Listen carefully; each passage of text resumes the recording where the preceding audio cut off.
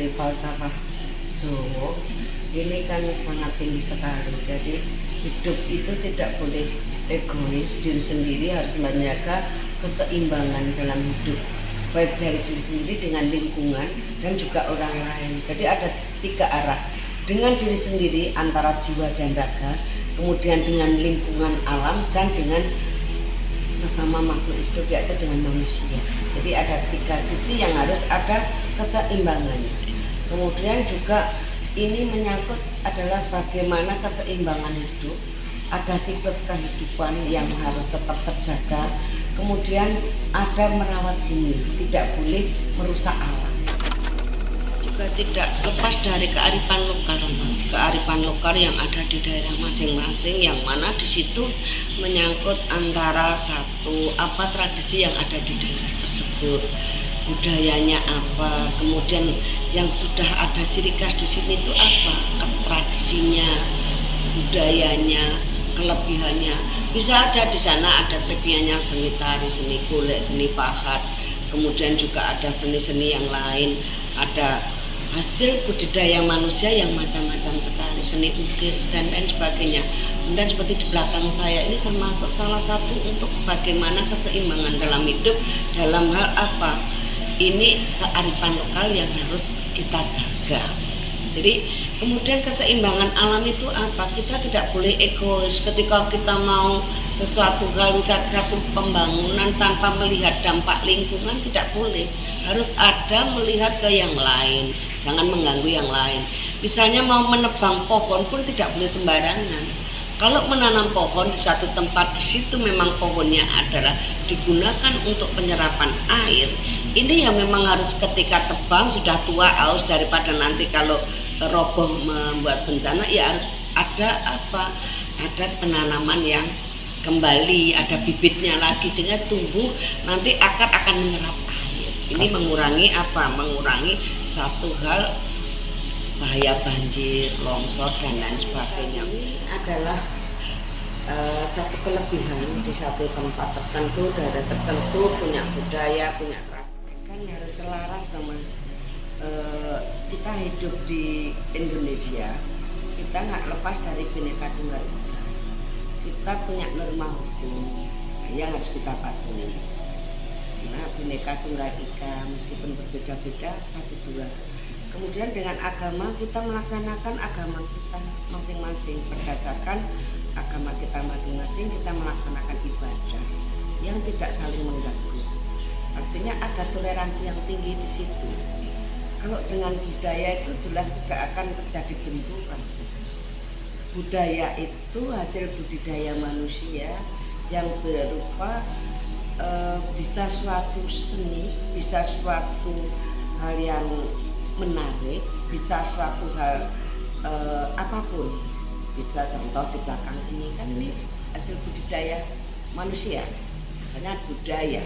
Bisa hasil yang hidup, contoh wayang orang. Nah ini kan yang di belakang saya ini kan pahatan, ukiran, ini kearifan lokal juga. Kemudian kalau wayang orang, apakah kearifan lokal? Juga kearifan lokal, tidak gampang loh setiap orang bisa main wayang orang. Nah, kemudian wayang orang itu kan punya cerita-cerita, kisah-kisah tentang kehidupan. Di situ ada contoh baik, contoh yang tidak baik. Yang tidak baik harus ditinggalkan. Pewayangan hidup. Kehidupan ini kan ada perjalanannya. Kalau wayangan ada kisah-kisah antara baik dan buruk. Yang baik dikasahkan oleh Amarta, negara Amarta Pandawa. Yang buruk disimbolkan oleh negara Kurawa dan lain sebagainya. Nah, simbol kebaikan dan keburukan ini dalam wayang mesti menang yang baik. Ini memberikan kesemangatan kepada manusia agar berbuat baik. Yang baik itu pasti menang pada akhirnya. Itu. Jadi kalau ketoprak juga seni, reok juga seni, punya nilai tersendiri, keunggulan tersendiri. Nah, inilah kearifan lokal yang harus kita jaga, kita hormati.